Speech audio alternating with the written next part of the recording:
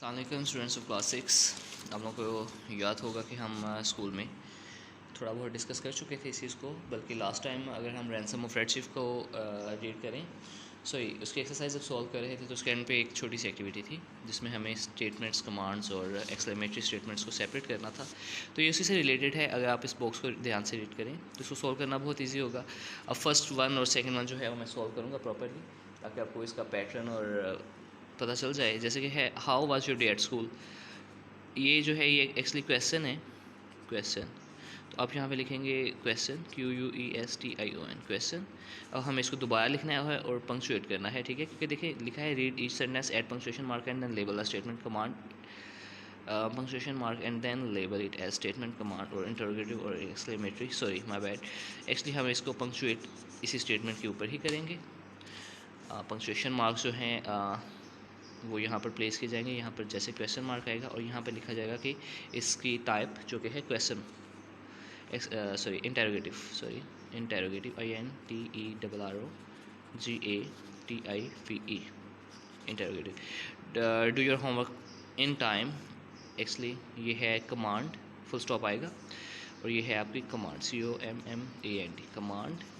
Whose book is this, इसका अगर बात की जाए तो इंटेरोगेटिव है, interrogative. My father is a doctor, it is a statement. What a beautiful painting, ये है exclamatory, exclamatory.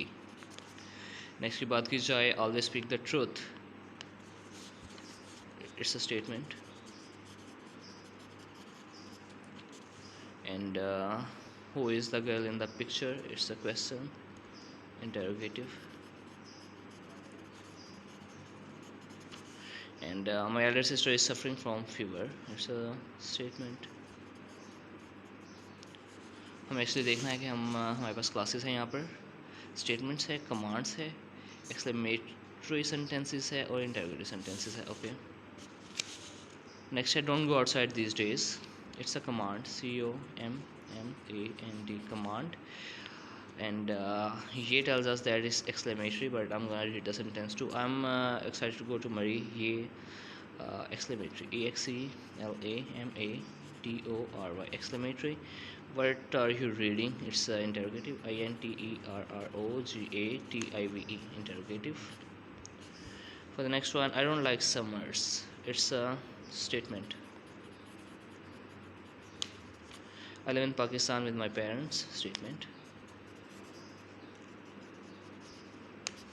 And whoa, I have won the game, it's exclamatory.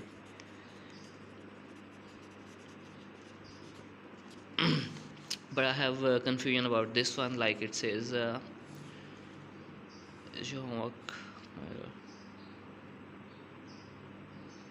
always speak the truth.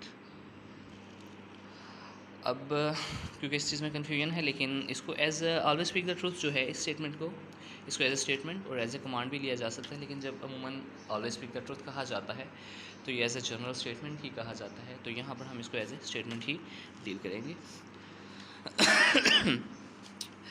अब नेक्स्ट एक्टिविटी है, अगर आप लोग इन examples को अच्छे से समझ चुके हों तो ये एक्टिविटी उसी से रिलेटेड है। यहाँ पर लिखा गया कि हमें 2 स्टेटमेंट्स लिखनी है, 2 कमांड्स लिखनी है, 2 क्वेश्चंस लिखने हैं और 2 एक्सक्लेमेशंस लिखनी है।